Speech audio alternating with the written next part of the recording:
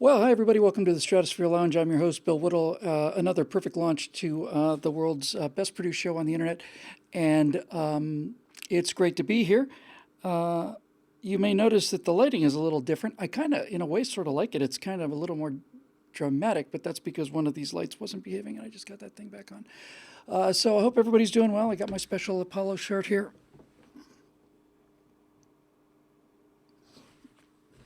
which I like. And it's great to be back, needless to say. Uh, it's been it's been an amazing time. It's been really genuinely one of the most amazing times I have ever had in my life. This last it feels like the last 3 or 4 days. It's been a month. I really can't tell you what is going through my mind right now, but I'll try because that's kind of what we do here. Let me just fix this color balance just a little bit. It's a little more human, a little more human. That's a little better. Okay, so so here's the deal. I'm an hour late for this Stratosphere Lounge, and the reason I'm an hour late is because I was taking a final look at episode 4, and everything always takes longer than we think it should, certainly longer than I think it should. And I have to tell you, I don't know how to say this without just saying it. It's astonishing. It's astonishingly good. And and it's not just me. It's the writing is I don't know where the writing came from. The writing just appeared. As I mentioned before, if you just do it by a word count, it was the equivalent of 38 firewalls, and I did it in, I want to say 4 or 5 days, something like that. And and the thing just kept writing itself, and the original structure I had kept changing a little bit, and ended up where it ended up. And having just watched the last episode, it's still got to be color balanced and mixed. I I can't believe it. I really, I'd love to hear what you think about this next week because it'll go up tomorrow. But in my opinion, part 4 is far better than parts 1, 2, or 3 combined. I mean, it's in a league all its own. And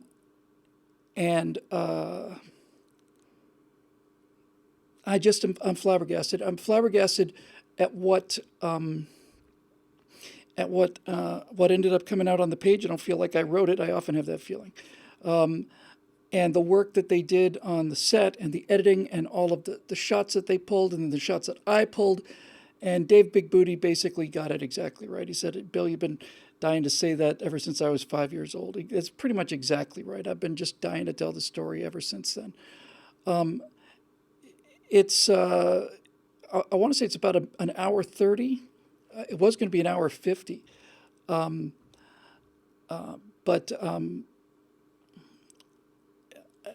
I'm just utterly speechless. I got an email from Bert. I spent a lot of time talking with Bert the last couple of days trying to get some Spaceship One footage in there, which we were able to do. And he'd sent an email to somebody that he'd copied me on, and he said in pretty much all these episodes, at least certainly in part 3, he got a little teary-eyed, cried a few times. 1201, 1202 is the question, Eric. Oh, I'm sorry. I didn't realize you were asking the crowd. I thought you were asking me. Anyway, so I just don't know what to say. I hope you guys feel the same way about it as I do. I just love it, and and part 4 really stands on its own pretty well. It's basically starts with the moonwalk, and then goes into the post Apollo stuff. It goes into the rest of the Apollo missions for a significant period of the time, and then the post Apollo stuff, and it just kind of winds down on where these guys are, where they ended up, and stuff, and so there's kind of a not a sad aspect to it, but a you know a, just a real emotional aspect to it because you know, you know where this thing's going. And I really loved the words that I put together for the very, very end of it, the second to last beat, which was basically, my tribute to Neil Armstrong. And we got some great pictures. The editors did some amazing work. And I think it's just wonderful. Let me just deal with this. KJ Drag One said, please explain the mystery of them being released on different channels. I'm so curious. They were all released on Daily Wire. And the one that I linked to on part 3, I linked to because the version that is on my channel for part 3 is slightly different than the version that Daily Wire aired. There were two changes made. One of them was a technical mistake, and the other one was a kind of an artistic thing. And I'll just tell you what the two changes were. They've both been corrected in the version that you saw on Bill Whittle, the Bill Whittle channel on YouTube. But on the uncorrected version, I spend a lot of time talking about the Saturn I, and then I said, but that wasn't the end of Cluster's last stand. The much improved Saturn 1B, and they cut to a picture, and the picture was labeled the Saturn 1B. Eric Blake for the win. But it was actually a Saturn 1. And so I'm in the business of saying, not only was the Saturn 1 a great rocket, but the upgraded version was much better. And here's a picture of it, which is the rocket we just saw. They're very similar looking. The Saturn 1B's got much thinner and cooler looking fins. It's just a better looking rocket and certainly better performing rocket. Although I certainly didn't know that the Saturn 1 had 10 launches at all, and all of them went perfectly. So there was that error that I wanted fixed. And then the other thing was when they showed the cut I saw before the final cut that they produced showed the Challenger explosion and then the Columbia disintegration. But they had added a picture of the crew of the Challenger explosion, which I thought was great. I wish I'd thought of it. So that was great. But they didn't do it for Columbia, and that felt weird. So those two little things had been changed, and they gave me my own version. But by the time we had those changes in and made, the guys at marketing at Daily Wire didn't want to, go to new links and stuff, and I don't blame them. It's not nobody's going to storm out of the house on it. But nevertheless, I thought it was important, and that's why that's why they appear to be on different channels. I don't want to get ahead of myself. I don't know what's going to happen with this series. Certainly, we're going to wait till after tomorrow, and then we're going to calm down and take a look at it. But I am pushing very, very, very hard to make it a members benefit digital download of the 4 episodes in one place, for members. And that's just terrific. So I'm just about all Apollo'd out, just like the rest of the world, I guess. But I was going to do, and I had full plans to do it up until yesterday, going to do a firewall about the moon landing conspiracies. Because I watched a little bit of, what's his name? I'm not really going to give him any extra publicity. Not that he needs it. He's got more viewers than I do. But let's just refer to him as O and B. No, wait, that's too obvious. How about O. Benjamin?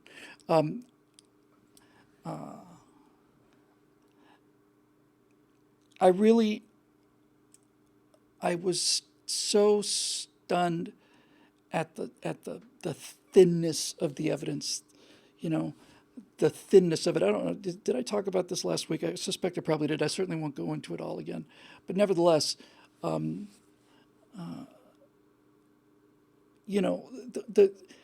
they see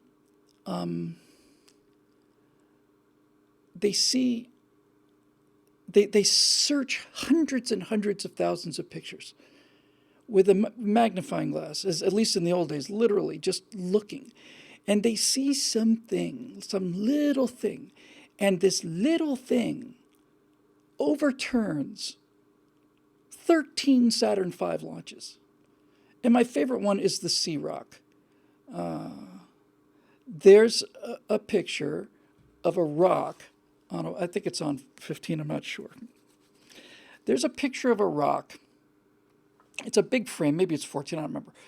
But down in the corner, because they blow it up, make it look like it's the center of the picture, way down in the corner, there's just a bunch of rocks, and on one of the bigger rocks, if you were to just glance at the picture, if no one had shown it to you, you probably wouldn't even have noticed it. But there's it's kind of like a letter C, and it's kind of thin and kind of, curly.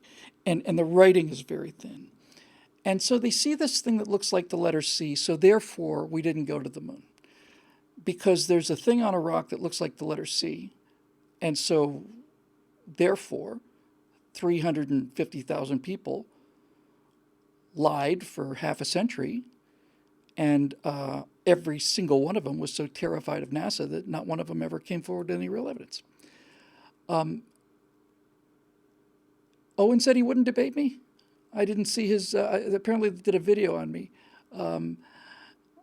Eric says, somebody says that I need to do my research. Yeah, if only I did a little more research on Apollo, I'd know what I was talking about. So they call this thing the Sea Rock. And so I did what I did when I was convinced, for the week I was convinced that Edward de Vere, 16th Earl of Oxford, actually wrote the plays of William Shakespeare. I spent a week believing that. And then I had the intellectual courage to go and look what the other side of the argument was, because I'd heard the Edward de Vere side of the argument. And when I read the William Shakespeare side of the argument, not only did the de Vere case fall apart, but it became immediately clear that it had to be William Shakespeare for any number of reasons. And this is just the fundamental integrity that it takes if you're going to believe something and go out on a limb and say, I go out on a limb and sort of defend it publicly.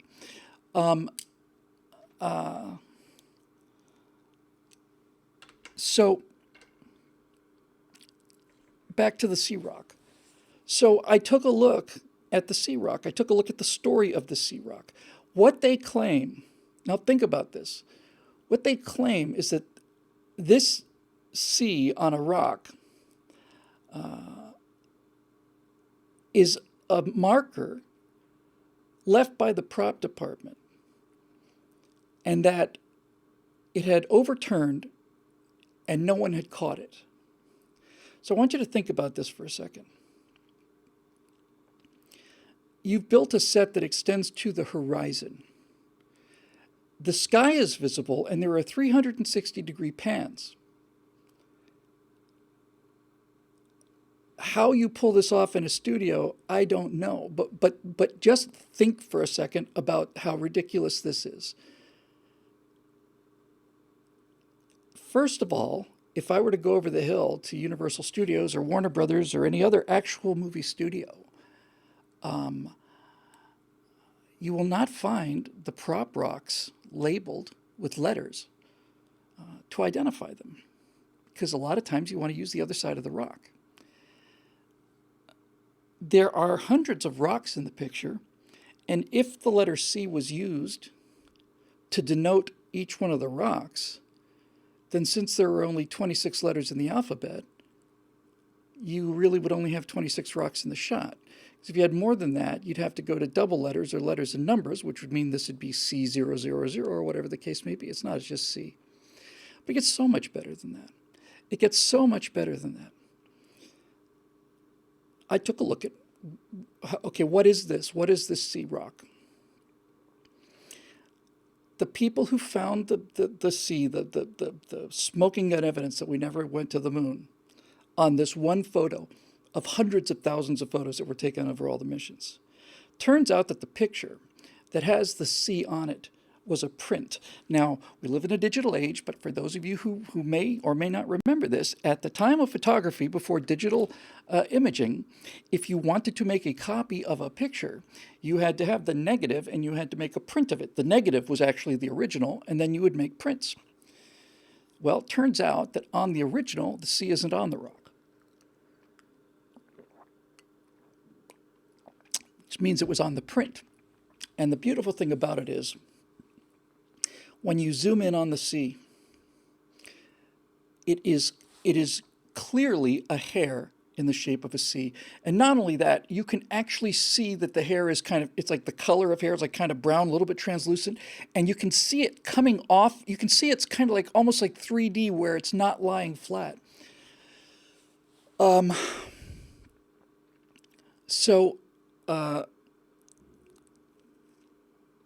Somebody who also did a great job of debunking all of this stuff pointed out that the letter C is not a terribly difficult thing to make with something like a hair. It's not like it was the letter Q or R or something. It's just a bend on either end. And this is so easily explained, and yet they hang so much on it. Well, what's-his-face, in the space of 10 minutes, the only 10 minutes I could bear to watch of it, he's basically out in the woods talking about how this didn't happen. And during the 10 minutes I watched, he twice referenced the fact that NASA had sent the Dutch a piece of petrified wood when we were supposed to be delivering the moon rocks. Therefore, because the Dutch got a piece of petrified rock when they thought they were getting an Apollo rock, moon rock, the lunar landing never happened. There's your evidence. I'm going to make this video anyway. I'm just not going to make it this week. I'll make it next week. So I looked into the moon rock, and what I'm going to do when I do the firewall is I'm going to say I'm going to show you in rapid succession 10 moon rock pictures. One of them will be the moon rock that was delivered to the Dutch, presumably by NASA, and see if you can tell which is which.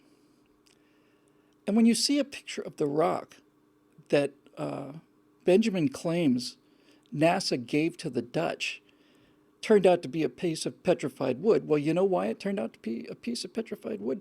Because it was a piece of petrified wood. That's why. I show you 10 pictures of a moon rock, and you will see moon rock, moon rock, moon rock, moon rock, petrified wood, moon rock, moon rock, moon rock, moon rock, moon rock. It is so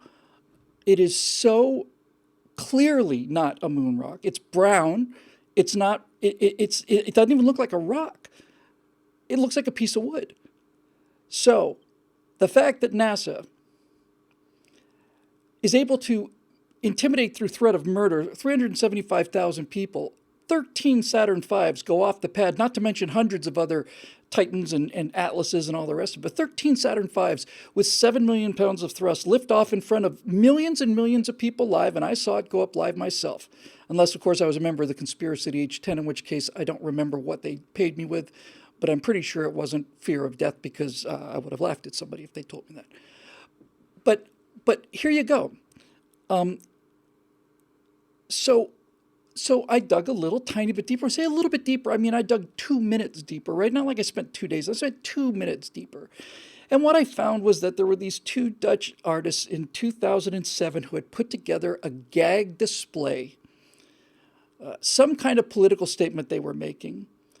And they had put this thing in there as an example of the moon rock, and somehow or another it found its way into a Dutch museum. There's no indication that it was ever officially labeled as a moon rock, but you know, I mean, how weak can you give me an example of evidence that would be weaker than that? Because I can't think of anything. So the 13 Saturn V launches, that doesn't count. Because there's a piece of petrified wood that somebody claimed was given by NASA, therefore it never happened. I saw a comment in one of the YouTube streams or something. And somebody said, well, look, Bill, it's obvious it didn't happen. A NASA guy admitted that we didn't go to the moon. So there you go. So let's have a look at that claim. 375,000 people working on the Apollo program over 10 or 11 years. You're telling me there's not one nut in there, but it's even better than that. Because what I want to know is, who was the person who said it? When and where did they say it? What did they say? Because if I know when they said it, what they said, and who said it, then I can find out whether it's true or not. But I haven't seen anybody ever able to deliver on these things. Every now and then you find a guy who might have been, one of the auxiliary hydraulic guys on one of the lifts in the vehicle assembly building. Says we didn't go, but with 350,000 people, I keep getting the number wrong. It's 355,000 people. So you got 350,000 people. One person says, we didn't go, and he worked for NASA, so therefore the moon landing never happened. And if there's 349,999 people that said it did happen, it doesn't matter because this guy admitted that it didn't happen.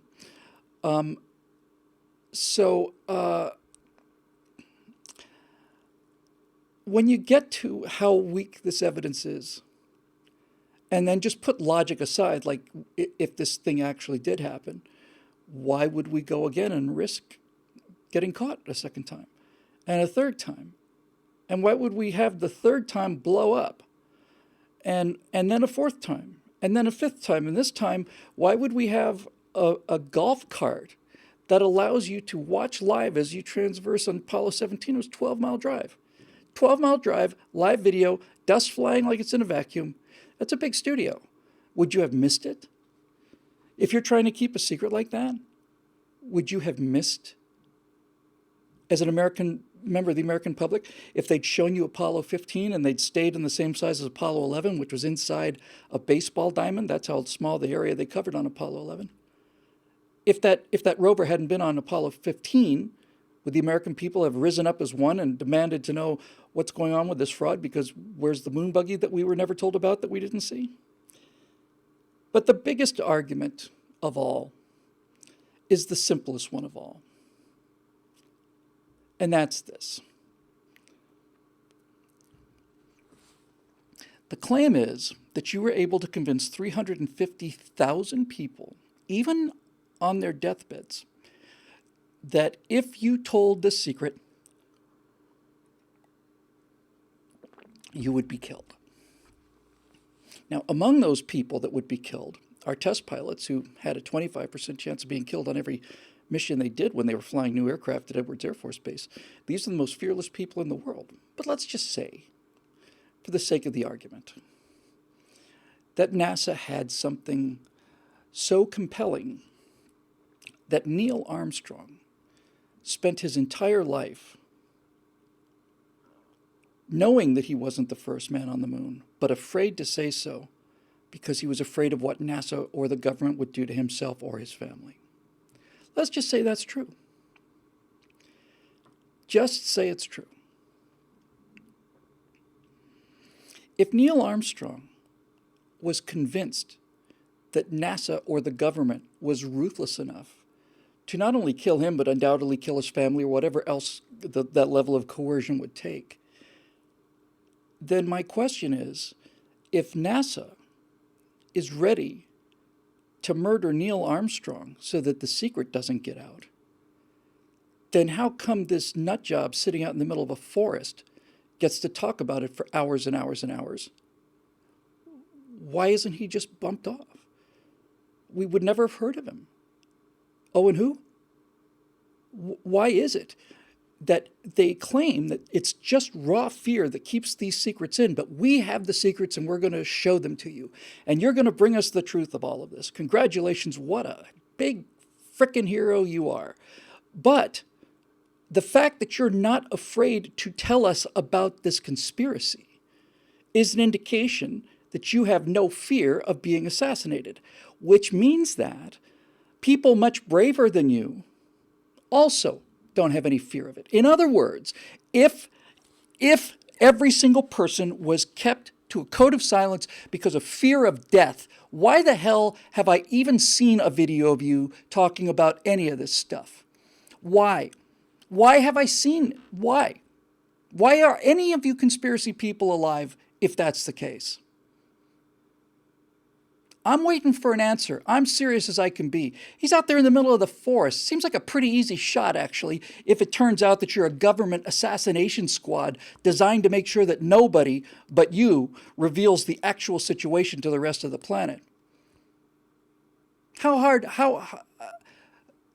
See, when you're dealing with Owen Benjamin, and I was never going to, and I'm going to do this rebuttal video, and it's not for him. I know I'm not going to convince him. The guy's lost his mind. And the reason I say he's lost his mind rather than disagreeing with me, which is not the same thing, is because in one of these videos, probably in a couple of the videos, he says that the moon doesn't exist. There is no moon. It can't be a moon. There can't be. It can't be a three-dimensional object because three-dimensional objects don't reflect light evenly across the surface of the object. So therefore, the moon is not a three-dimensional object. It's a two-dimensional object.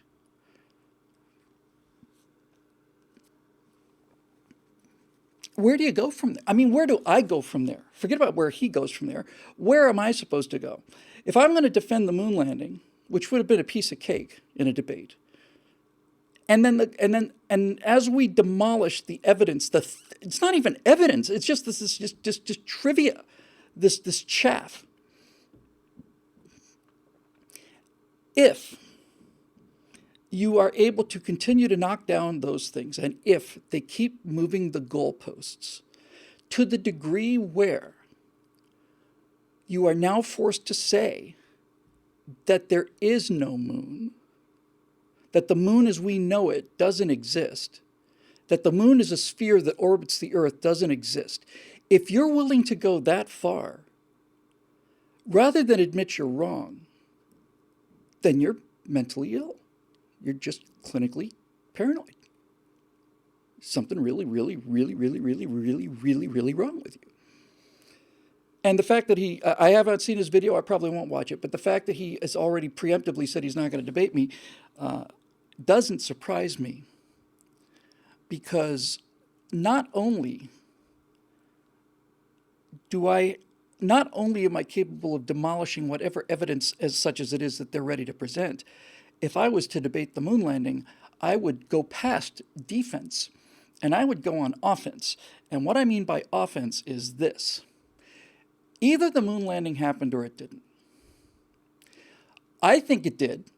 And I've just spent 4.5, 5 hours giving you the most condensed version of how this happened, from a bottle rocket to the moon landing with no breaks in between. And that is my evidence that it happened. Now, either it happened or it didn't. It can't be another option. There aren't 7 choices here. Either something happened, like we landed on the moon, or it didn't happen. Right? Okay, so if it either happened or it didn't happen, I've presented my evidence that it happened. Now, what I want from you is I don't just want evidence that my story isn't true. You have to tell me what happened. You have to tell me what happened based on your evidence. Well, we faked it. That's not an answer. Faked it by who? How did they fake it? Who did they use to fake it? If all of this stuff is top secret, then how did they do a 360-degree pan on the moon and not see anybody behind a camera? How do you fake the dust? You don't just get to say, I see a hair on a print of a rock, therefore this didn't happen, see, there's the evidence, and then not be able to explain how you would make this fraud happen. And one of my favorite things about this, this is like gaining traction lately because the whole world is losing its mind. One of the things that, I want to get to tidally locked, that's interesting too. One of the things that's so interesting now is you hear people saying they hired Stanley Kubrick to fake the moon landing. And this is the one I love. It's not the strongest argument, but I just love it. Because if they hired Stanley Kubrick to fake the moon landing in 1969, they did it because of his skill in faking the moon landing in 1968 when 2001: A Space Odyssey came out. But the moon in 2001 A Space Odyssey looks nothing like the moon. Nothing like the moon. In 2001 A Space Odyssey, when the Orion lands, there's a big puff of dust. There is no wind, there is no air. So you're asking me to believe that Stanley Kubrick faked the moon landing when the year before he spent every dime in Hollywood and the best scientific minds on the planet, including Arthur C. Clarke, to try and convince people for the sake of the entertainment value of 2001 that they had faked the moon landing, and the moon looks nothing like the real moon. Nothing like. It's all sharp and craggy. That was what we thought a real possibility was. And if you want to say, well, that in the next year they would have gotten it right because they knew what the moon looks like. Well, they knew what the moon looks like because they went to the moon. Where do you draw the line on this? Some people are willing to admit that the Saturn V's actually launched and all the rest of it, and then they just stayed in Earth orbit. Okay. So why is it again that we're doing this giant fraud and ready to kill hundreds of thousands of people and twist all their arms? What's the purpose again? To beat the Soviets. Okay. So your story is that we built a Saturn V rocket capable of 7.5 million pounds of thrust to lift a 365-foot rocket, including all of the hardware, into Earth orbit, which is 98% of the total energy needed to go to the moon and back. We did that. But when we said we went to the moon, that part we faked. That didn't happen. Because that's impossible somehow. Okay? And we did all this to beat the Soviets? Right. I am a bit curious then why the Soviets, who have, as we do, over-the-horizon radars and deep space radars, why did the Soviet Union not announce to the world, showing radar tracks, saying the Apollo 11 mission is in Earth orbit? Here's the radar data. They didn't go to the moon. They're still up there. You can see it on our radar. You can see it on virtually any military radar in the world. Because then you realize that the real genius of the conspiracy is that this moon landing conspiracy happened so that we could defeat the Soviets. And the Soviets were in on the conspiracy.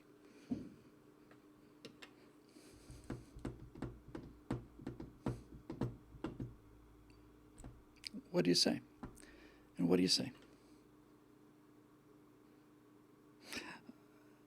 The thing I want to point out in this video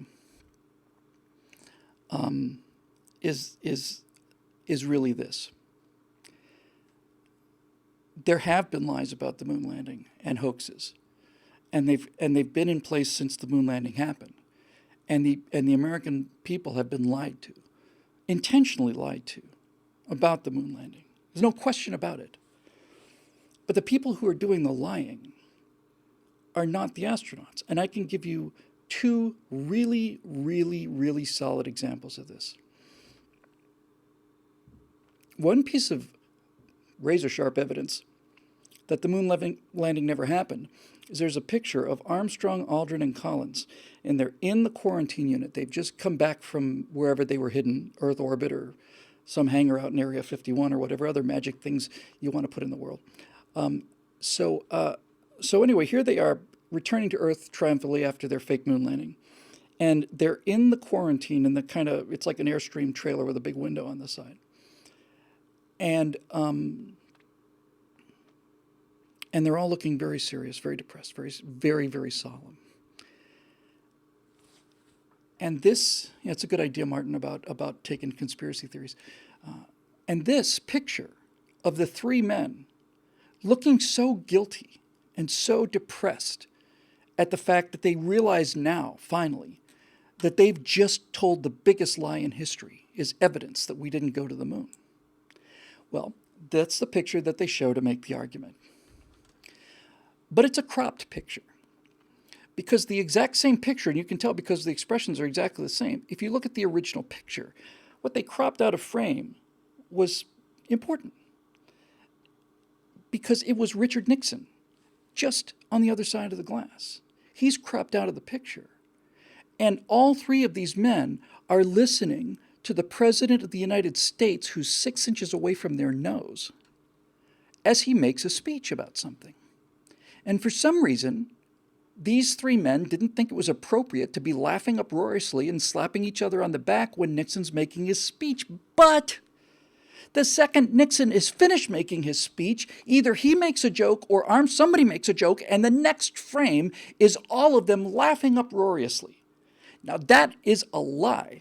These people were too depressed because of what. That's a lie. It's a lie. Somebody cropped the photo. Somebody knew that there was a frame after that photo that showed them happy. So when you say that's evidence that it didn't happen, you're lying. It's not just that you're wrong.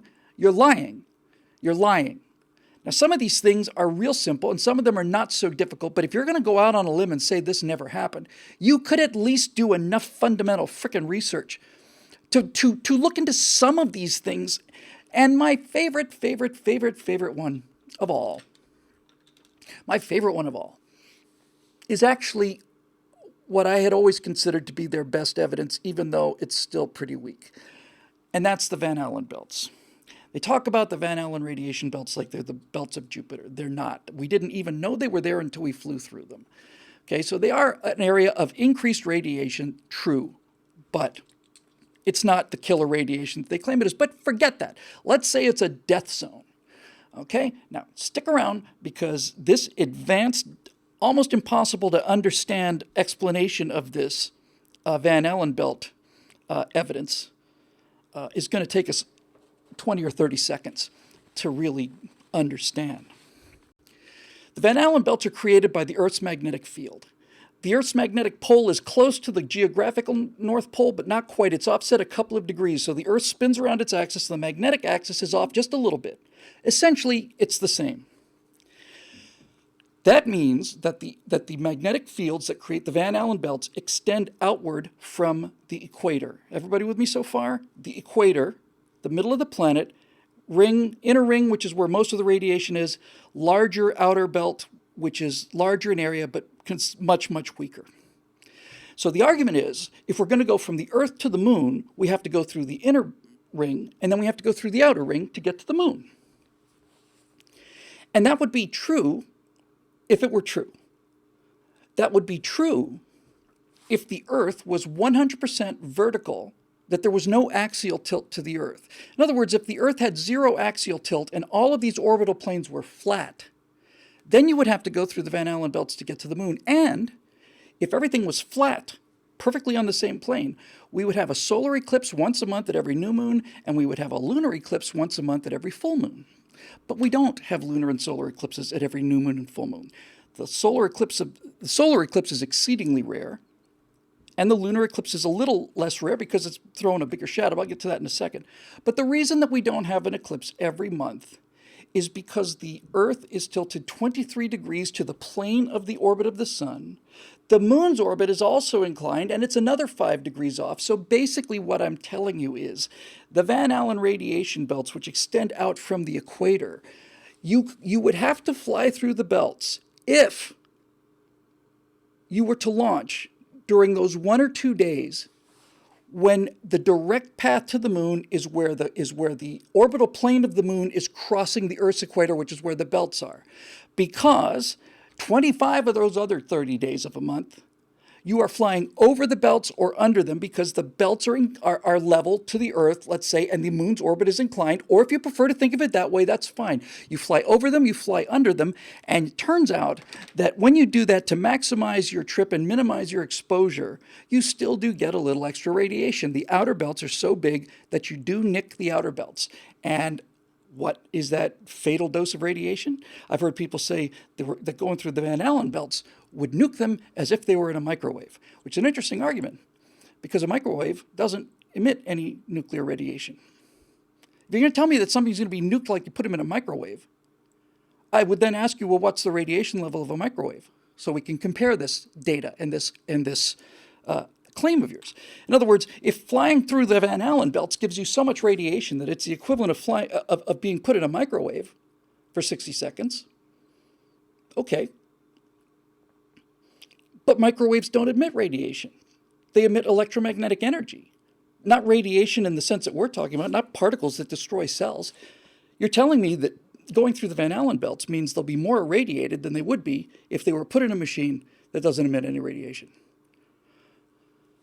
But we all know what they're saying. So, how much radiation did they take?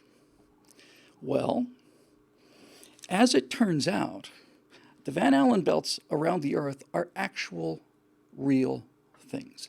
And because they're real things, they can be interrogated through science. Science can ask questions and get answers from things that are real. That's what science is very, very good at.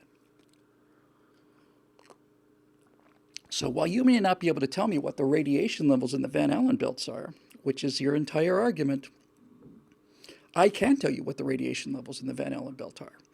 And I can tell you that if you fly a mission that is either going to put you most over or under the trip to the moon, there'll be a time every month, there'll be a time when there's a maximum inclination, there'll be a time when there's a minimum inclination, and 2 times when you have to go through the belts to get to the moon. That happens every month on an inclined orbit. If you decide to minimize the radiation exposure for your astronauts, which seems like a pretty good idea to me, then it is possible to determine how much radiation you would have to take if you could go directly to the moon during the least disadvantaged moment.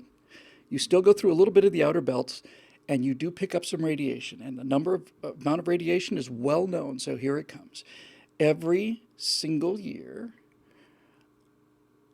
the Nuclear Regulatory Agency, which, like EPA and Food and Drug Administration, all the rest of it, are extraordinarily conservative and overly cautious organizations. The Nuclear Regulatory Commission has determined, and OSHA and all the rest, there are laws, let's put it that way, American laws, that limit the amount of radiation that a worker can take. This would be people who work in nuclear plants, it would be people who work with medical technology, and it would be flight crews and flight attendants who spend a fair amount of their time up above most of the atmosphere. So there is a legal limit to how much radiation you can take in a year.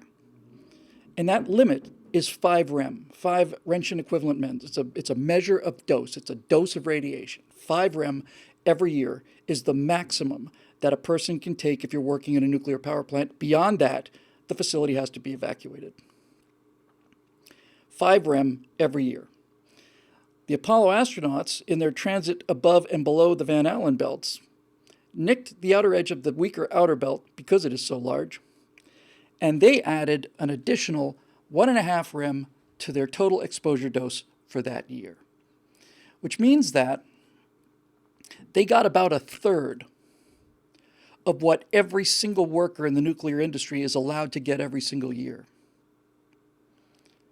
And those are the numbers. And you don't get to argue and say, no, it would have killed them. I give you data. I can give you the number. I give you RADs. I can give you REMs. I can give you sieverts. I can give you radiation figures measured from satellites and probes that have been there. And I can tell you to the decimal point how much radiation is out there. And I can tell you when they went to the moon, they took an additional 1/3 of a year of what nuclear workers are allowed to take every year. But this business about flying over and under the Van Allen belts being omitted is just lying. And if you don't know that in advance, you should, if you're going to go out and make this your entire mission in life.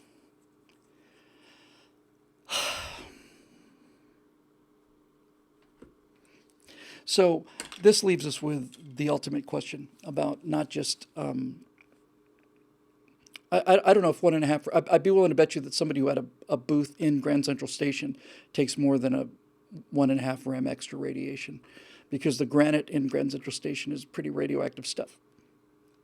I don't know how much I took when I had my. Does anybody in the comment section know? We've got such bright people here. Can anybody have a rough idea what my radiation dosage in rem would have been when I had that radioactive tracer dye heart examination? Anybody able to do the math for me on that? I would like to know how much REM that procedure gave me. So if somebody could just, if you can find out, do the math on that just approximately, I'd be very curious to know what that number is. Because I watched them pump that radio. It's a billion rem. I hadn't realized, Martin. Thank you. It's a billion rem, and I took a billion rem. Oh, John Pershing, he's much more accurate. He's got 9.3437 millibillicils. So here's the thing: if we can't measure the dose of the Van Allen belts, if I can't tell you that this is what the radiation level is, and you tell me it's different,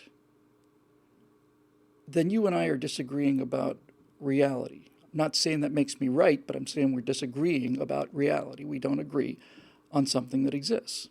But when I tell you that instrumentation in the belts is giving me my information, and you tell me that that's wrong, that's like telling me that the tree that may be outside your window doesn't exist. Or if it turns out that that happens to be an elm tree, and you say it's a palm tree, and you and I are both standing out there looking at this thing, and it is an elm tree, and I say it's an elm tree because it's an elm tree, and you say it's a palm tree because I'm too stupid to have realized how I've been duped by the elm conspiracy, then you are saying that reality is not measurable, and that the only thing that matters is what is in your personal mind. You personally determine reality for the rest of the world. And now we're on to why people like this are they're just so bought into the whole thing, because it makes them feel like they're heroes, like they're risking. What are they risking?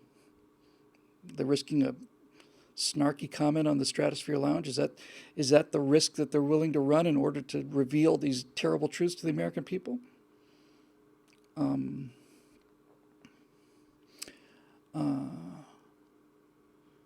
Anyway, if somebody could get that number, that'd be awesome. If they can do it, I just don't know what it is. Anyway, my point is, when you get that far out, when you start saying that, all of this didn't happen, we built a vacuum chamber the size of a county and lit it uniformly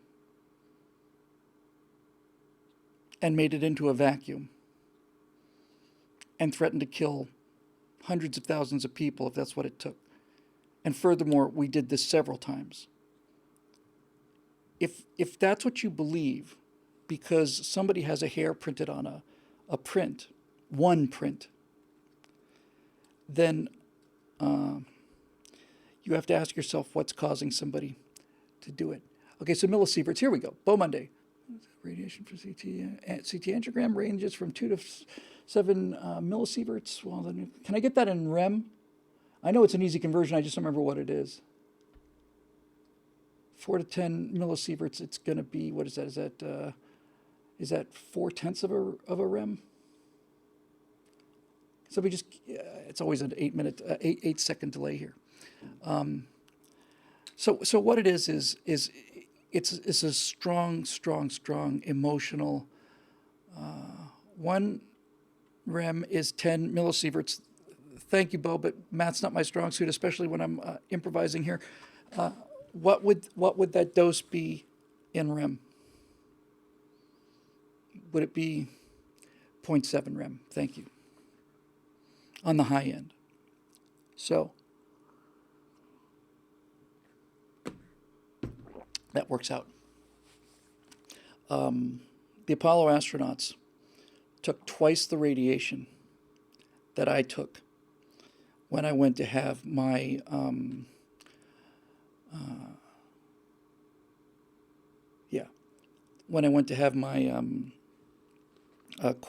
coronary examination with the radioactive tracer dye. So anyway, I don't know. Sarge says, why does it sound so much like the last show? I don't remember much about the last show. But this, needless to say, is on my mind, and I suspect after next month, after this week rather, it'll change. Anyway, It's that line from Lord of the Rings. It's like they're about to be overrun by the orcs in Helm's Deep, and Theoden says, how can you stand up against such reckless hate? And it's not just hate. It's this identity thing.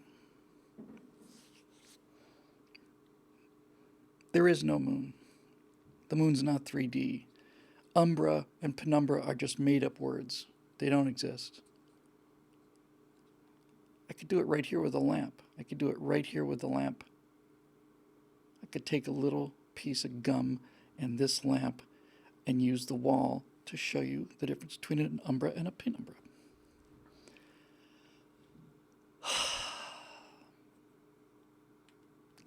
Anyway, there are people who hear these two or three things and are convinced by it because they never get to hear the other side of the story. I just finished 5 hours of talking about the level of detail in every one of these things. Just the level of detail all the way through to Apollo 7 before you even ride a Saturn V. We're talking about detail that goes back for 10 years. And then, there are times when I think I really shouldn't do it, but I do think that on some level I owe it to people to put something out that it's not. I'm not trying to convince people that the moon landing happened. I need to show people that the people who deny the moon landing are lying to you, that the evidence of that picture is right there in front of your eyes before they crop it. And whether they know it's a lie or whether they're repeating the lie or whether they generated the lie,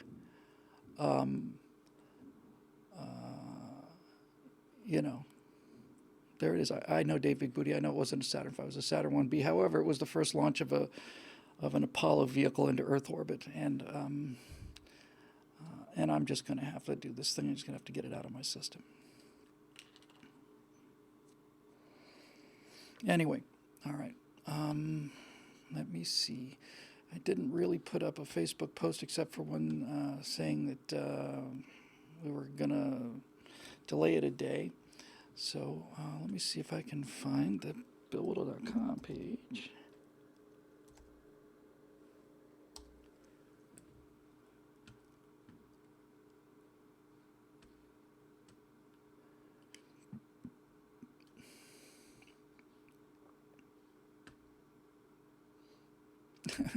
I can't function without Scotty Ott. You don't know what I'm doing. Shows by Dave Bill on the right answer for lunch. Oh, hang on. This could be it. That's the last entry. Is it here?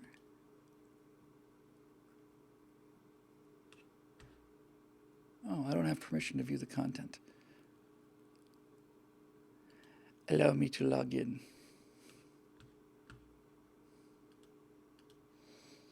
Hang on now. Hey there, Scott.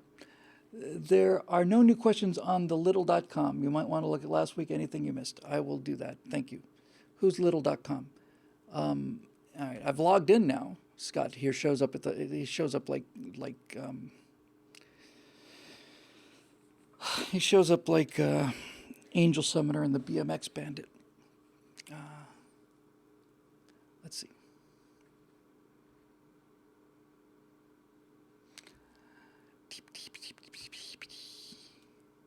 Yeah, I'm still pretty jazzed about all this stuff.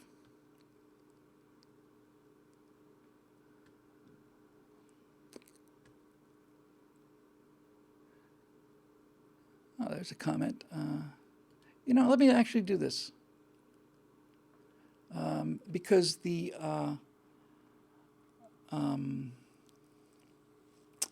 great thing about BillWhittle.com is the member written commentary. Scott and I talk about this all the time. We're constantly seeing stuff on BillWhittle.com that are written by members. It's for members only. There's one other thing I do want to talk about, separate subject, but this I just caught as one of the comments posts that were most recently put up there. It just happens to be here, so let's just see what this has to say. I love Bill and the Stratosphere Lounge, but I would like to hear more of Bill's lighter side now and again. We're all going to hell in a handbasket. I know this, but I also know that in enough parts of these United States, you can get a bucket of Southern fried chicken and buttermilk biscuits with coleslaw on the side, served with a cold glass of sweetened iced tea with a nice wedge of lemon. I want to hear about it. I don't know. The outdoor concerts he's been to, his favorite jazz blues performances, and so on. I'm really, really glad you wrote that, Edward. I will go to take a look at the Facebook page. You know what's interesting about this, Edward, is well, not to put too fine a point on it, but it is the ending, and I mean when I say the ending, I mean the last sentences, the last three sentences of Part 4 of Apollo 11. They are, I find them to be unbelievably optimistic, unbelievably kind and generous to millennials, and in fact, in admiration of them. But you're right. You know, one of the problems with constantly trying to fight against the things that are going wrong is you spend a lot of time talking about things that are going wrong.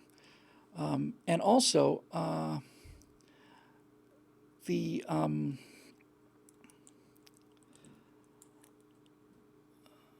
am I trying to say here? I don't know. We're living in a time of some things that are advancing tremendously, and those things I do get excited about. Although I tend to over talk about them, like the Star Citizen stuff. Drink time. But a lot of what motivates me is just this kind of either disbelief or frustration or anger or whatever. It's stuff that's just shouldn't be talking about whether or not the Earth is flat in 2019. So as far as the personal stuff goes, this show used to be more about personal stuff, I suppose, and I've never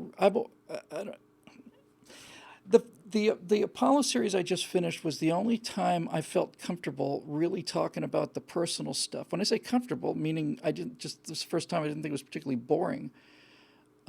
Only because it tied into the Apollo story, and it gave the Apollo story a personal aspect, and also gave it kind of a through line.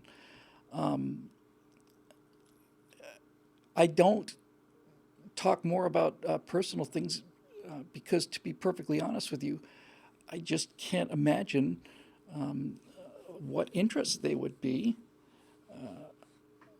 But having just written this thing that I'm so proud of makes me maybe want to reconsider that. I've always been amazed. I'm amazed that people are watching this now. Needless to say, the fact that there are people watching, a few of them watching live, is an indication of just how low that bucket can go when you get into bell curves. Especially when you get on the far, far end out on the left, 7 or 8 sigmas on the low end. You find some interesting people out there. And I am their lord and idol. There are a bunch of things, personally that I could talk about, I guess. The thing I realized about the Apollo thing, and this was something else I wanted to talk about.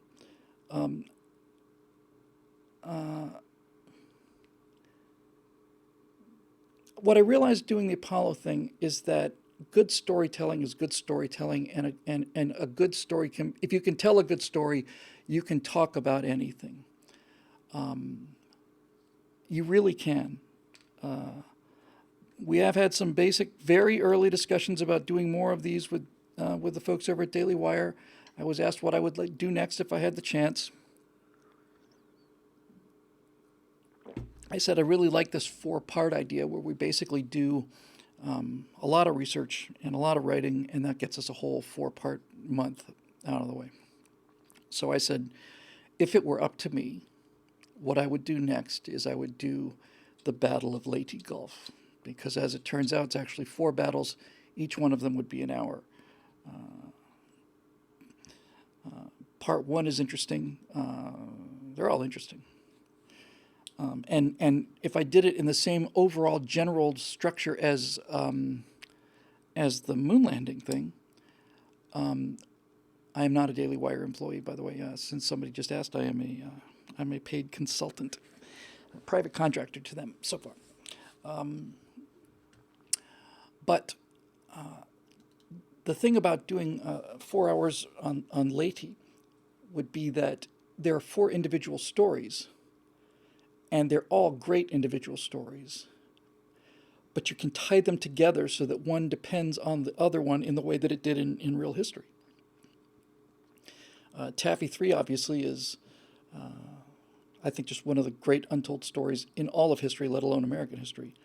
But that would be part 3 of a 4-part series. Part 2 would be Battle of Surigao Strait, which was part of the Battle of Leyte Gulf, where if the American ethos if our image of courage and the qualities that we admire show up in Taffy 3, when a destroyer and then a destroyer escort and then another destroyer go and face the most powerful surface fleet ever in history, the super battleship Yamato simply being the biggest one of an entire fleet of battleships, cruisers, destroyers, all of it.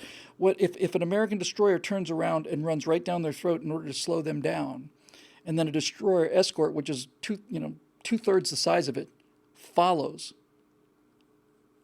And if that's the essence of what American heroism is, then the Battle of Surigao Strait is the absolute essence of what the Japanese vision of heroism is.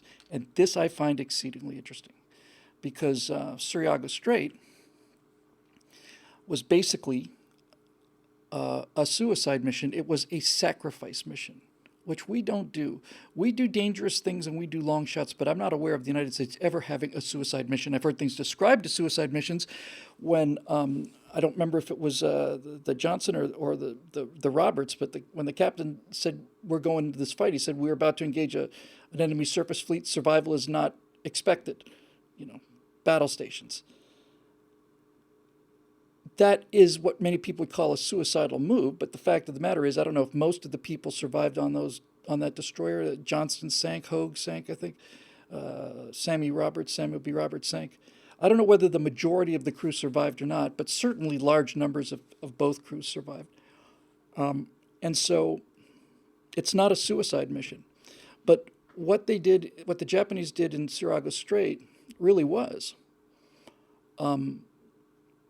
Because what they were so just for the sake of it, I'm not going to go through the whole Battle of Leyte Gulf, believe me. But if I were to be setting up the next one, it's a 4-part battle. The first part is the Japanese fleet is coming to intercept the American landings on Leyte Island. And they're sending everything they've got.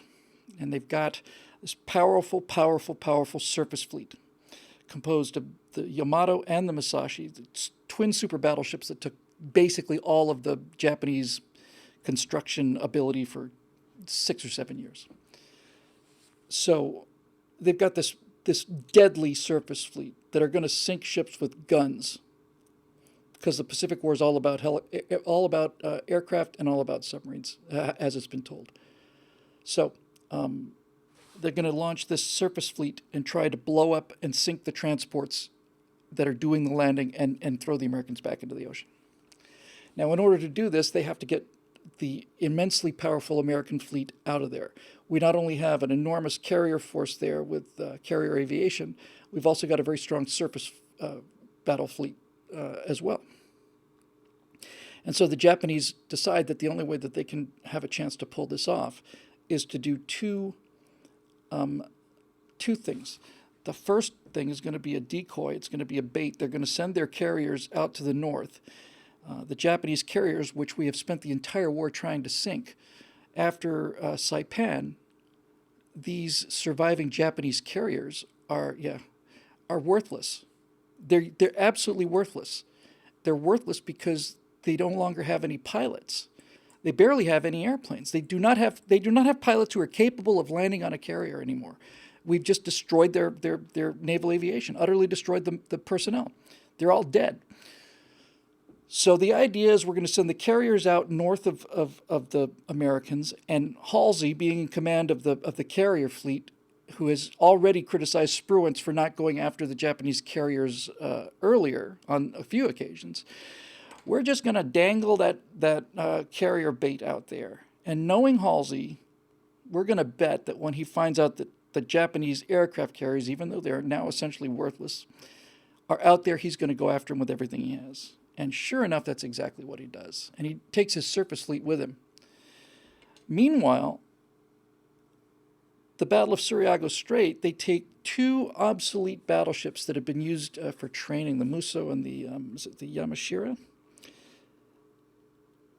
and they send them south so that these two battleships, a cruiser and a couple of destroyers, 5-6 destroyers, come up from the south, and they're going to pull the American surface fleet down to intercept that group. So that's going to be a feint. This is a decoy. This is a feint. And with the American fleet going north after the carriers, and with the American surface fleet coming south to stop this surface action group coming up from the south, then that might leave the landing party, the transports open, and that's exactly what happened.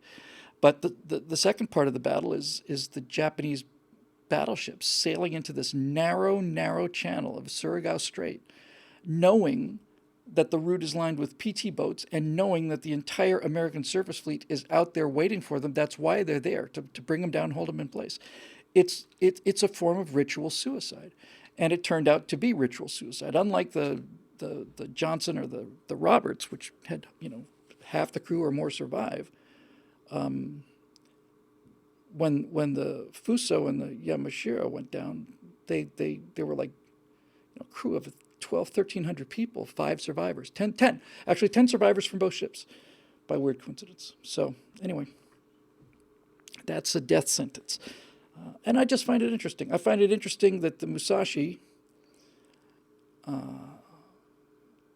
and the Yamato, which were the 2 super battleships that were going to win the war. Is anybody aware? Anybody else aware about this?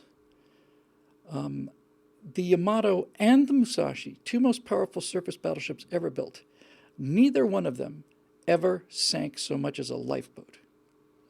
They didn't sink anything that I'm aware of. I know for a fact the Musashi didn't. They said the first time her guns were fired in anger was when they were firing their newly developed anti-aircraft shells that they could shoot out of the big guns. So you got this giant, enormous investment of money and time and all this stuff, never, ever once used, and just sank in part 1. Part 2, Surigao Strait. Part 3 is Battle off Samar with Taffy 3. And then part 4 is Halsey catching up to the Japanese carriers and hurting them real bad. I can tell that story. That nobody talks about surface combat. All they talk about is naval aviation and submarines. But the surface combat since Jutland is horrible. Horrible. I think it was Chesty Puller went on board a ship at Guadalcanal after Guadalcanal was more or less secured, and said, "I wouldn't trade places with you for anything. I'm not going to go in one of these metal coffins." I think I might have mentioned back when I was doing nothing but reading about this. These are the kind of things. I lost the online conversation while I talked about this for the 10th time. Yeah, apparently, I guess I have. Anyway, I don't know what to say about that. I think what I'm going to do from now on is I'm going to have to. I'm just going to take questions. I really think that's it. I think the answer to this whole thing is just open mic night, and for me to stop doing these opening,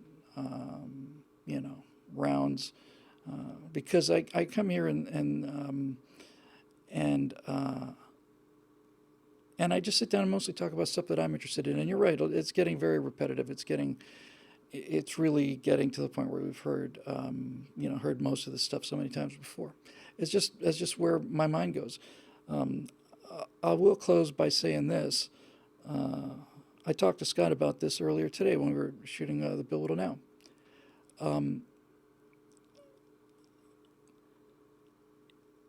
I've been doing this for 11 years, this video content. And earlier today, at around 8:30 or 9 in the morning, when we'd finished shooting the 2 Bill Whittle Downs that we did this morning, I was talking with Scott on the Skype connection. And I was telling him that the podcast for the Apollo thing was doing very well, but the video hits were not at all. I mean, part 2 or 3 were seen by 15,000 people maybe. I was hoping to get millions of people watching this, but that's the way it goes.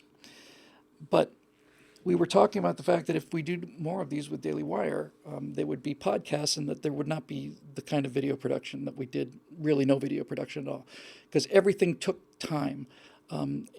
All of the work and effort, in terms of time, 80% of it, 90% of it, was the video editing and putting the picture together. So going forward, that's just not going to happen.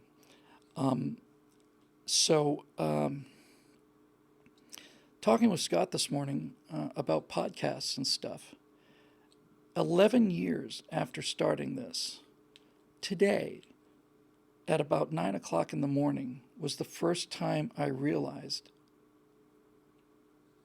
that I am not in the video business. How could I not have seen this? I mean, honestly, how could I be this insanely dense about this? This is not video. This isn't video. Right Angle isn't video. Bill Whittle Now isn't video. Even the firewalls aren't video. I'm not in the video business. I'm in the radio business. And I just didn't know. I just never been in radio. I've always dealt with video. Obviously, we do these things as videos. But nobody watches Stratosphere Lounge to watch me talk. Certainly nobody watches Right Angle, let's say, because of the shocking video quality. I mean, people like what they're hearing. And while I think the video component is important these days, nevertheless, it's just incredible to me that I could go 11 years without realizing that I am essentially putting out an audio product. What a shock that was.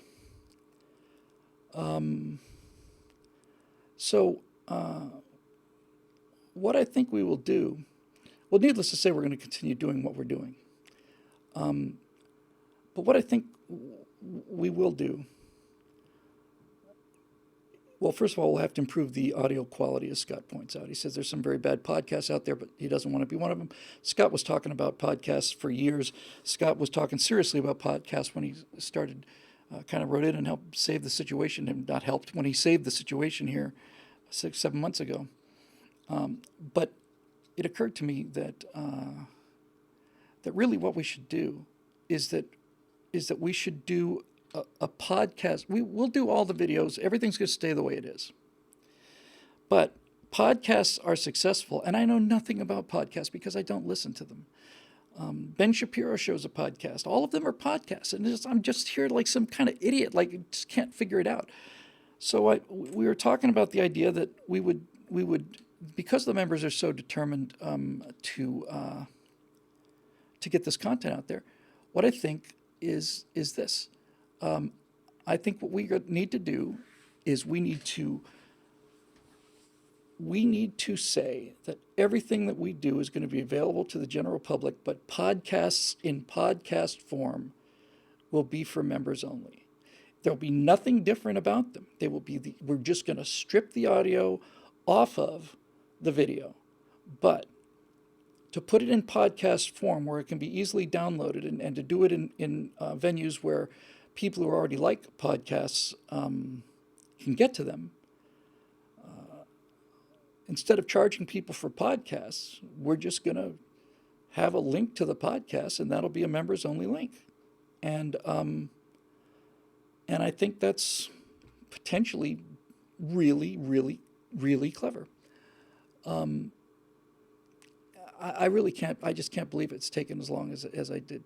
It really, really, really shocks me. But that's what you get. I come from a filmmaking background, and I'm an image guy, and I love the computer graphics, and audio has always just been kind of an afterthought for me. And it's going to come as a complete shock to people who are utterly spellbound by the audio quality that we produce here.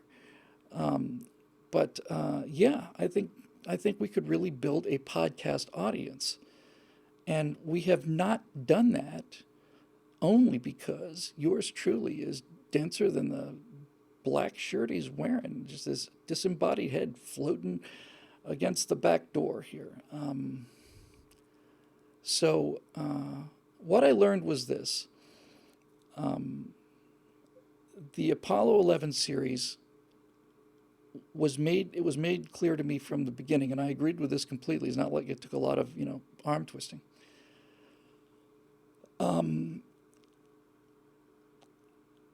It was made clear to me that I was writing a podcast. In fact, there was serious discussion about whether or not we would do any video editions at all. In fact, the mere fact that they manufactured the set and spent the money on the set that they did was kind of an afterthought to all of this.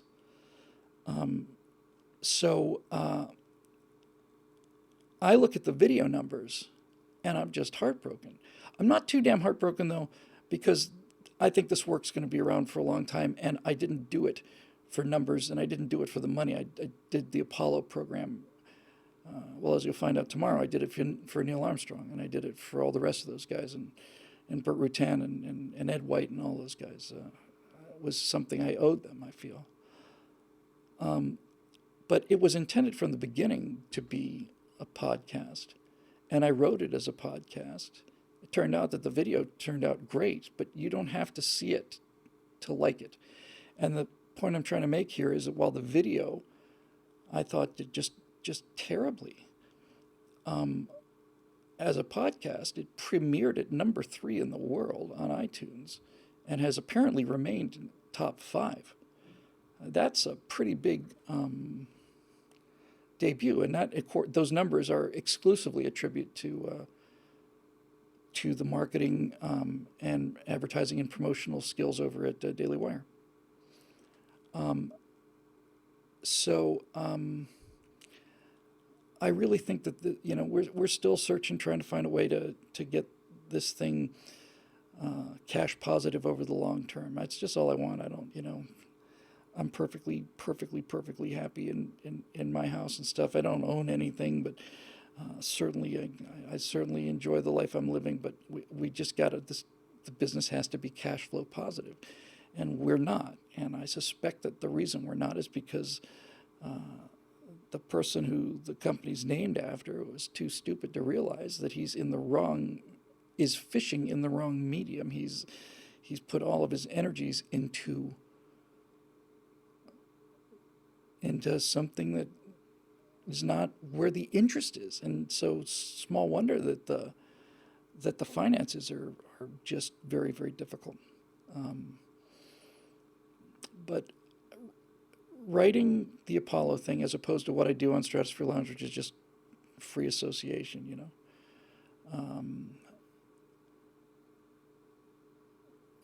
reminded me that even though it's been quite a long time, I've still got the chops to be able to tell a good story, especially if I can get out of first person singular.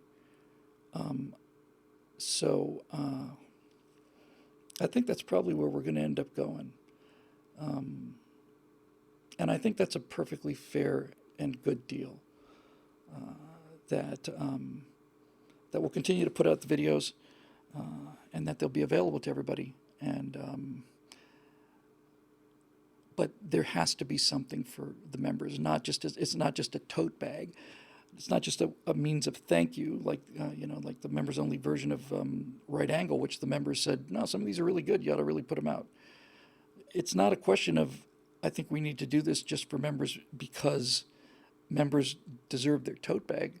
I think we need to do it because I think there's enough interest in people having easy access to the audio side of it, where $9.95 a month would be a pretty good deal for 50 podcasts a month.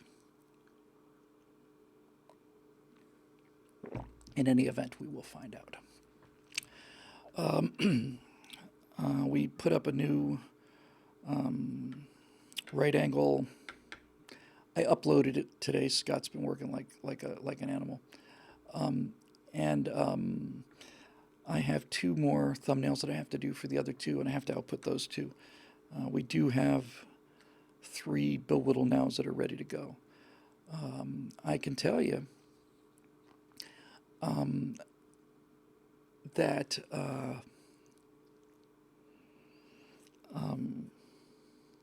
that there's been an awful lot of delays, and needless to say, I think it's probably the fourth week without a firewall. But I had the feeling when I was stretching the elastic, which was the time when I wasn't producing firewalls and hadn't produced the Apollo stuff either. I had a good feeling that when people saw the amount of work that was going into what I was doing, that they would forgive us the loss of those firewalls, and I certainly hope that's still the case. I am extremely proud of these, and I also can't tell you how nice it is. Finally, instead of been doing this for 11 years, it's true. How nice it is for me to finally, after 11 years, not live under the shadow of having the best thing I ever did be the first thing I ever did. That's not a fun thing at all. But that afterburner on the atomic bombs was just the best work I'd ever done until now. I love the series, and part four I think part four is well, it's certainly the best thing I've ever written, and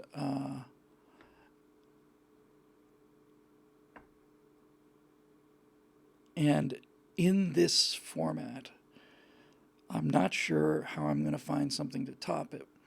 Needless to say, there's a lot of stories out there to tell, and I think it's a good format, and I think it's good for me not to ramble like this. I just get in front of the typewriter, start cranking out the story, and the story moves, and then we can edit it and cut it down. I hope to make the shooting script of the Apollo series available for members. I'd like to make a digital download of the videos available to members as well. But hang on a sec.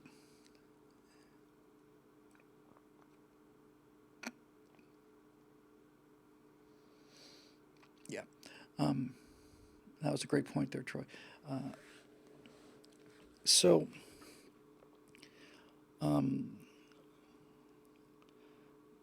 moving to a podcast-based model is not a great deal of work.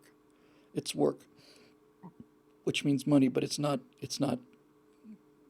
crazy difficult. It's just time consuming. The telling the story of Apollo was great because I had not been asked about this, but I promised myself that I would be as scrupulous as I could possibly be about pulling politics out of this completely. I wanted this to be something anybody could watch, and I feel like I did a good job of that too. And the shooting script, the script that I wrote, I think they probably cut. I bet they cut 30% of it at least, which doesn't surprise me or you either. But to be able to offer the script as it was written would mean that you would get a lot of content that didn't make it into the podcast. And most of the stuff in fact, the cutting that they did is excellent. If I can't tell where something's cut, and all I know is, hey, what happened to that bit? Then great, and it certainly needed it. I'm very grateful for them for doing that cut. But also, there's a lot of stuff that did get cut that I thought was really pretty interesting, or else I wouldn't have written about it in the first place. So the thing that this Apollo thing has done for me is it's given me. I love that hashtag. Eric Blake has a hashtag. Release the Whittle cut.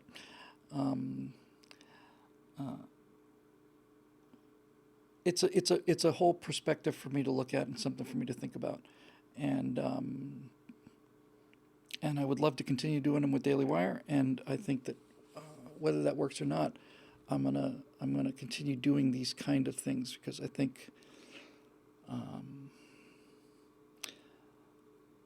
I was thinking about this thing so much for the last 6 weeks, and I remember thinking, boy, I really feel like I should be doing something political, and then it hit me hard that I am doing something political, telling the truth, with telling the truth energetically, and providing the ammunition to make it stick, is a good thing to do. And I actually,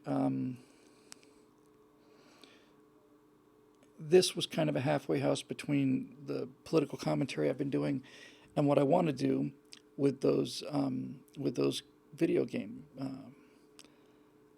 segments. I love, even though this Apollo thing was mostly first person singular, it was nice to be able to get out of it and have people bring in stuff. Like, my favorite part of the edits that the editors did was, I talk, and then came Apollo 12, and then they show some newsreel footage. The Apollo 12 mission was designed, and it's like, it's just really great, breaks it up, it's fantastic.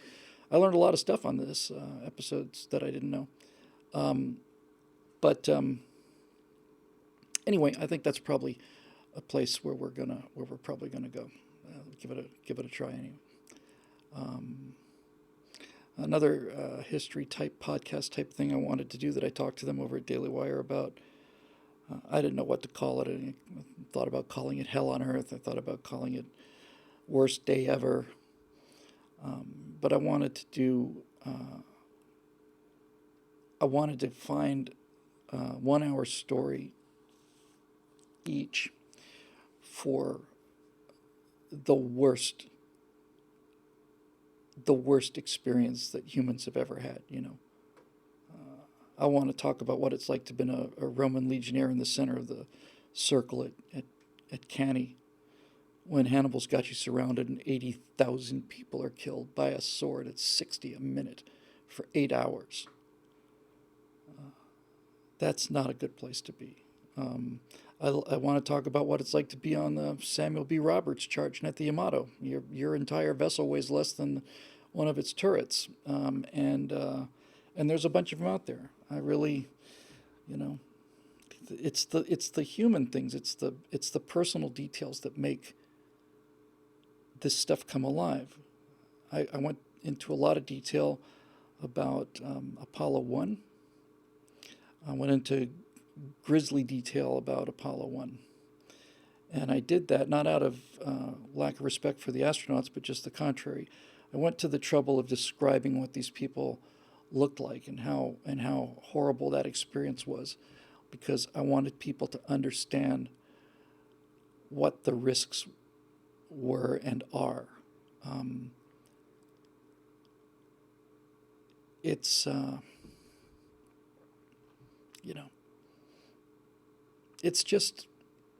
it just needs to be told.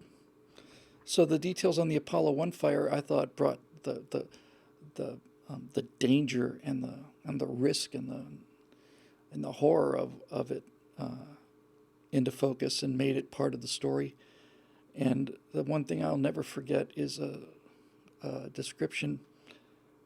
I don't remember whether it was Taffy 3 but it was Pacific Surface Action, where a shell came into a compartment on a U.S. ship, and the shell exploded inside this compartment.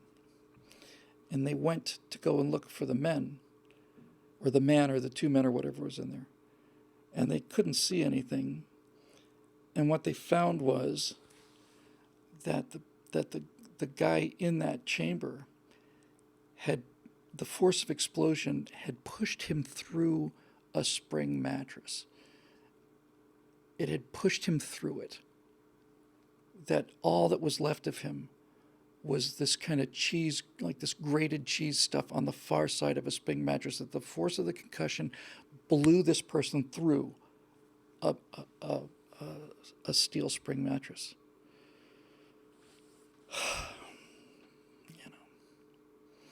The little details, they're just great. And I learned so much. I remember the little things like I knew about Leonov and his trouble getting back into Voskhod 1. after the spacewalk. But when I did the research, I found this one little line, and the line was that Leonov said that when he got back to Earth, when they were back in a gravity field, and they pulled him out of the capsule, he's still in his pressure suit. He's still in the same pressure suit he was in during the spacewalk. And when he's finally back in a gravity field and he stands up, he is in sweat up to his knees. He is his own personal sweat up to his knees inside this airtight, watertight suit. That kind of thing is what really makes these things happen. But anyway, the part 4 releases tomorrow, and I'm exceedingly proud of it. Looking forward to moving on, with the next Stratosphere Lounge. All this stuff will be behind us, and I'm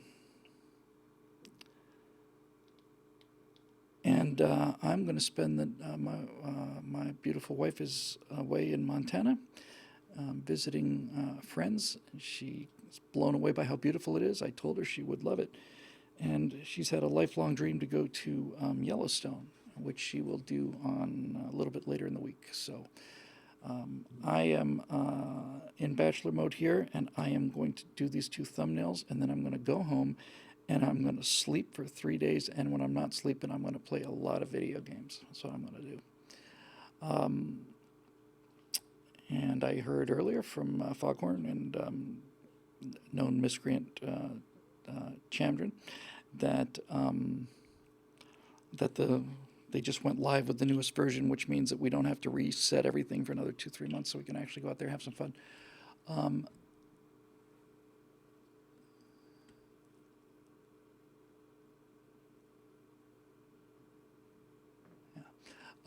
So that's the plan. If you happen to be one of our Star Citizen Stratosphere Lounge people, I will see you all in about an hour or maybe a little bit less. And if you're not, I'll see you next Thursday with, with a whole new, just this entire thing will be behind us then. And by all means, if it really is true that people would rather hear more personal stories and things like, concerts, and I don't go to a lot of concerts at all, but if that kind of thing is really interesting to you, still find it quite amazing. But nevertheless, I generally just roll with the comments, the questions that I find. So if you want to keep adding personal questions in there, I usually take them if I see them. It's a nice break from politics all the time. So anyway, that will do it for this late edition of the Stratosphere Lounge. I am very, very much looking forward to hearing your comments on part 4, which I'll look at in Facebook. I'll look at it I'm going to look at the Daily Wire YouTube thing, but mostly I'm going to look at the BillWhittle.com blog, and I'm looking forward to what you guys had to say about it. Made me cry when I read it, and it made me cry again a little bit when I saw it just now.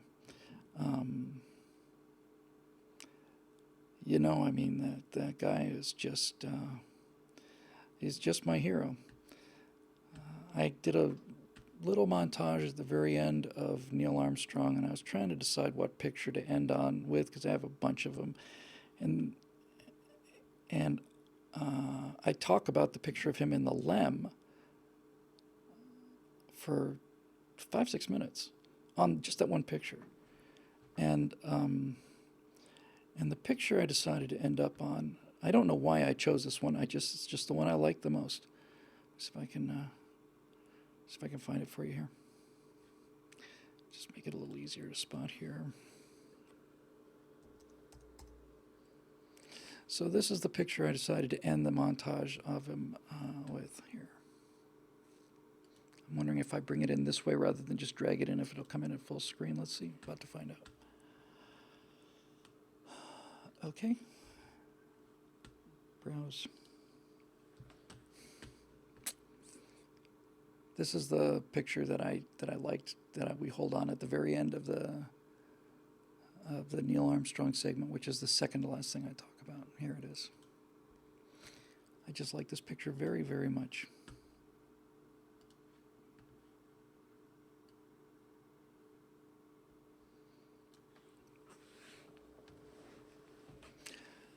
that's the guy. Um, I have a line that I like very much, and the line is great men do great things. Timeless men do great things with humility and grace and gratitude. He never, ever spoke about himself on that mission. Apollo 11 remains, to my knowledge, the only mission patch in the history of NASA, which is pushing 200 men's missions now. It's the only one that does not have the name of the crew on it. And that was Neil Armstrong's personal decision and insistence. There's video of him that I wasn't able to get. I was able to use NASA stuff and some stuff like Getty Images here, but there's a lot of stuff I just couldn't get to the rights to. But one of my very favorite moments of his is he did a Bob Hope tour of Vietnam shortly after he came back. And there's a shot of him being introduced by Bob Hope, and he comes out in his normal shy way, and people are reaching forward.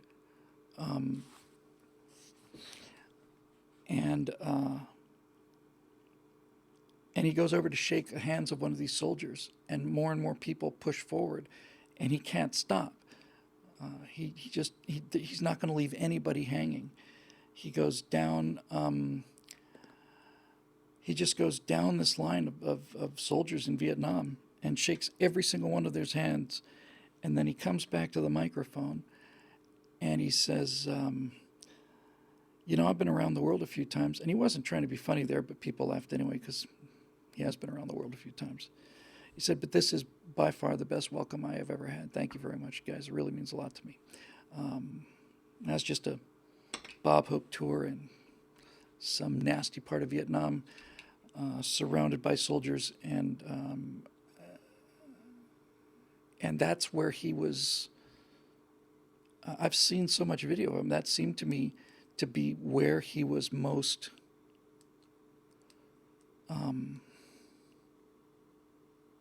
comfortable is not the word. I'm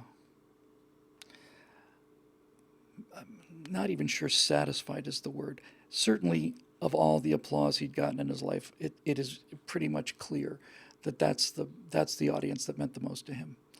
And I'm just very sorry that I didn't get a chance to meet him. But I really did do all of this work pretty much for him and for Bert. And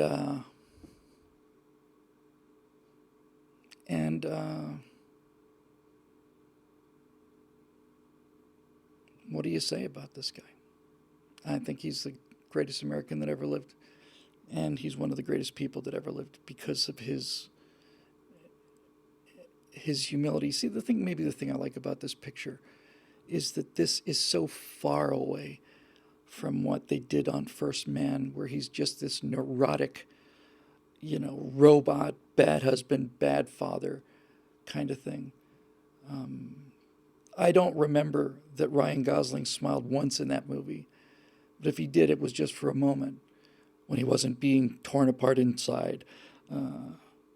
But this smile is just, it's great.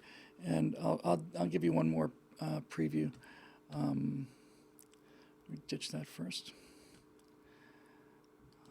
This is my one of my favorite pictures of him is this one right here. Hang on a second.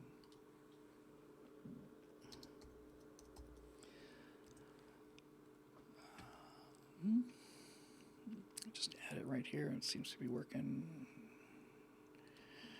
And here it comes. Ready?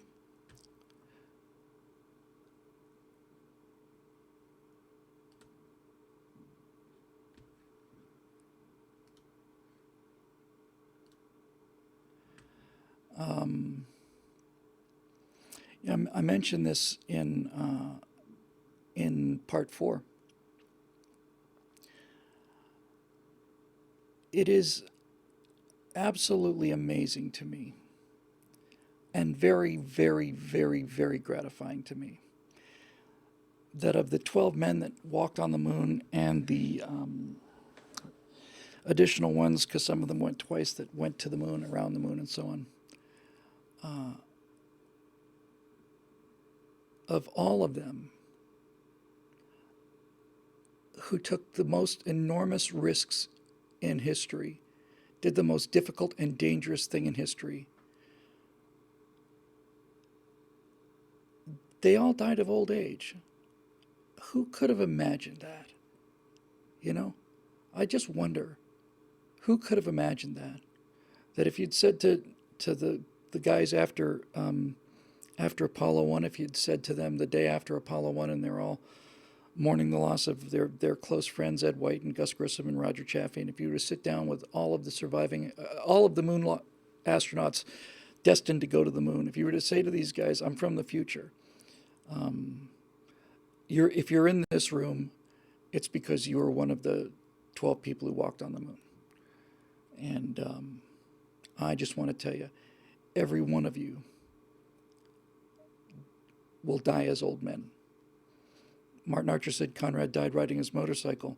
I don't know how old he was. I know that in the episode I talk about Irwin on Apollo 15 was the first one to go. He was 61. And then there was a long gap between those remaining ones. There are 4 moonwalkers left as we record this show, 4 of them. And Buzz Aldrin's one of them, and Dave Scott's another, and Harrison Schmitt, and I think it's Charlie Duke from 16, I think. Anyway, I did all of this work. I didn't even know it at the time. That's the real irony of it. You know, I didn't know it until I was finished it. But I basically did all of this work and all this research and all of this stuff for this guy. And I sure do miss him.